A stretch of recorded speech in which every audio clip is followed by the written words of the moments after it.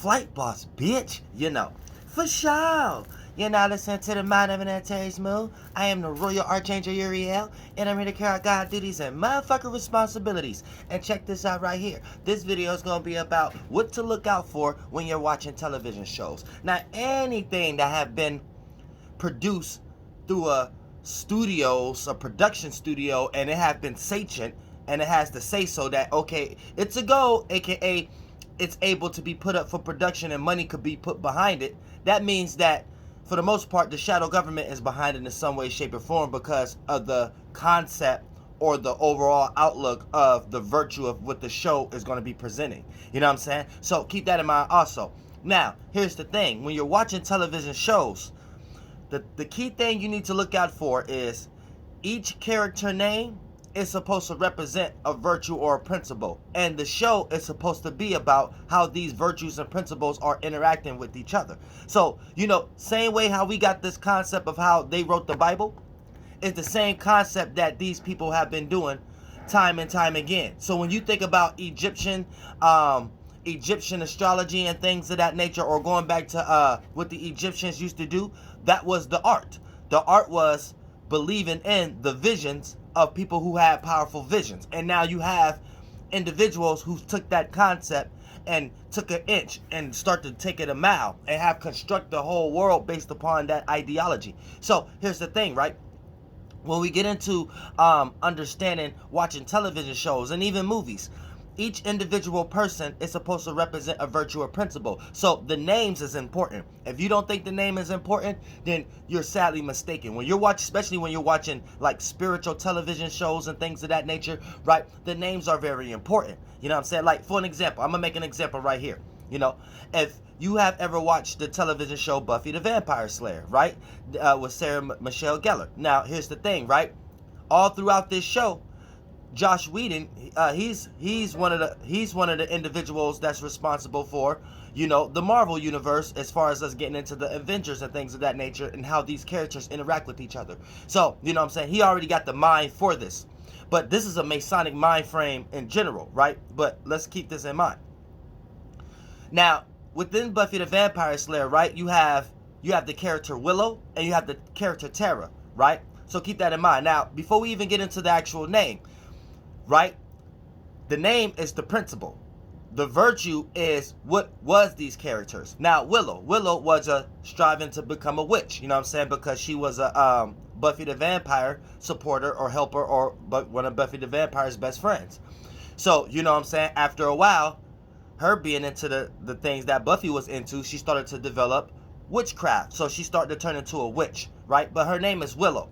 So we know Willow, from a virtue and principle aspect, will be like a female who became a willow, right? So she has lost her significant other, and that's just the physical representations, the operative representations. Thinking about it from a speculative point of view, this is anyone who lose any sense of practicality. You know what I'm saying? So this will be like the water element that had became stale. It has no flow. It has nothing to flow on.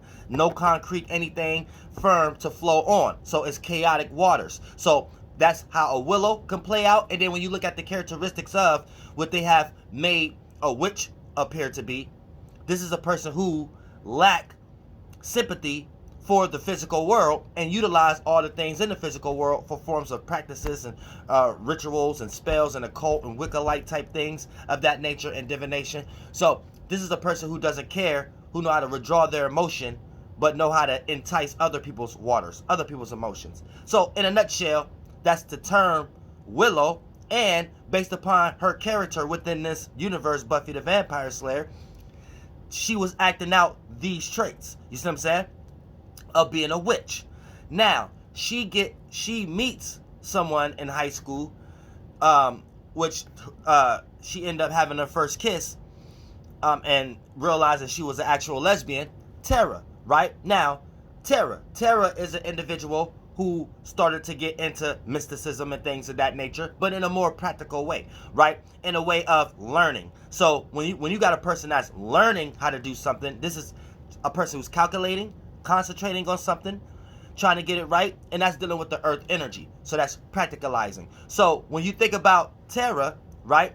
what she was actually doing was getting into practical things or trying to make sense out of things that may not make sense. And based upon her name, Terra, this is Latin for earth. So when you hear things like Terra or Tara or terror, or you know what I'm saying, all of these are just different terminologies that Masons use to entice certain vibrational energies of catastrophic moments that can happen within nature in some way, shape, or form, or something that, or from an operative perspective, but from a speculative perspective, something that you have been concentrating on, and then you realizing that you have been concentrating on the wrong idea about something, so that can hurt you more than anything else. So that's when your practical matters get attacked.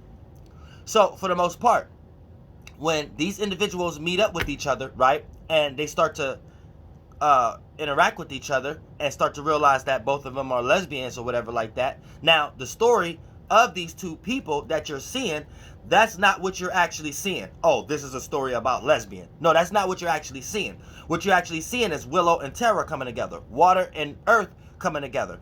And for the most part, the earth makes Willow more practical, more sane, not go crazy. Remind you, once you start to get towards the end of the season of Buffy the Vampire Slayer, they had to save Willow numerous of times, especially her going into angel shows and stuff like that, because they're mixed universes.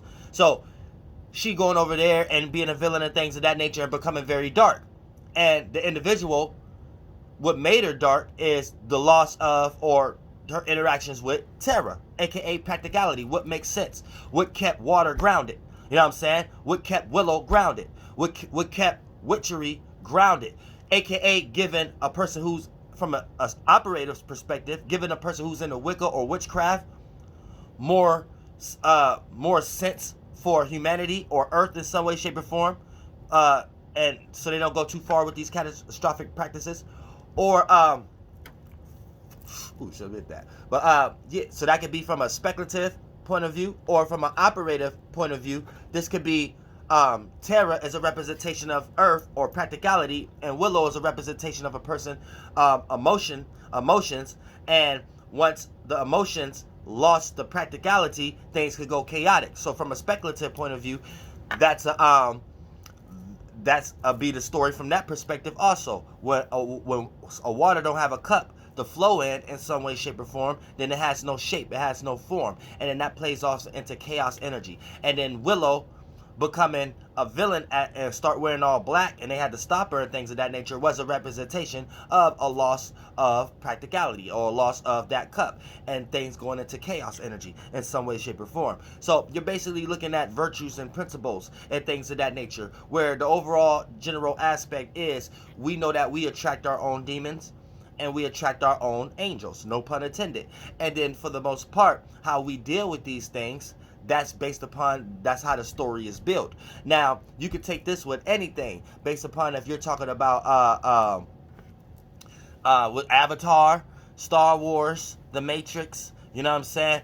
Every Morpheus represents the duality, the dream, the in-between, you know what I'm saying? Neo represents the number one. You know what I'm saying? Trinity represents the number 3, the surrounding, the container that holds the things in. So for the most part, Neo, the number 1, the alpha, it was only right that he get introduced through to Trinity through the middleman, aka Morpheus, number 2, and things of that nature. So keep that in mind also. And then for the most part, Morpheus had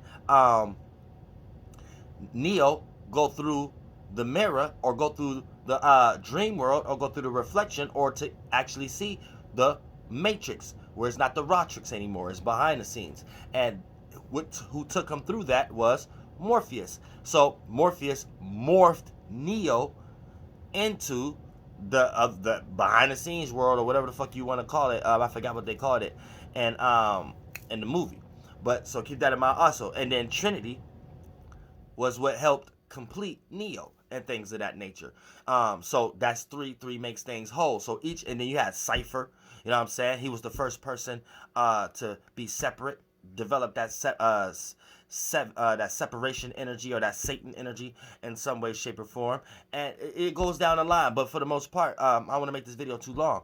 But just know when you're watching movies and when you're watching television shows and things of that nature, these are people training your minds, or hopefully a lot of times they be trying to help your minds, but things get kind of tricky once we don't have people conveying the message that I'm conveying right now, aka actually come out and say this is the reason why you get so emotionally aroused when you're actually watching these movies and these shows and things of that nature. When you don't have individuals coming out here speaking the way I'm speaking, and things of that nature, then for the most part, that's when you have to put up a side eye and have the people's eyebrow for the second, like The Rock. You know what I'm saying? And smell something is cooking.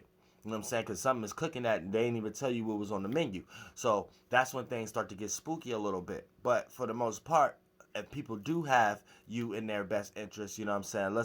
Let's have some more responsibility within these movies and within these shows and things of that nature, and not just have people out here living life thinking that this is not what's actually going on, to actually develop a good show or actually develop a good movie in some way, shape, or form. You see what I'm saying? Flight boss, bitch, you know, for sure. Watch yourself.